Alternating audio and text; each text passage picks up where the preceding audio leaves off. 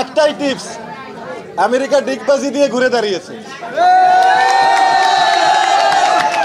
America আমাকে যখন এয়ারপোর্টে নামার পরে সাংবাদিক প্রশ্ন করেছিল বাংলাদেশের জন্য কি টিপস, আমি যে বাংলাদেশকে ডিগবাজি দিয়ে ঘুরে দাঁড়াতে হবে, তো সেটা তাসকিনরা পারেনি।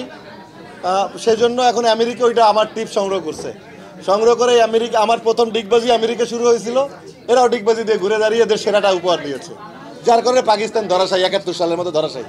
আমি যতই চিল্লাই, যদি ওখানে না খেলে আমার লাভ হবে কোনো?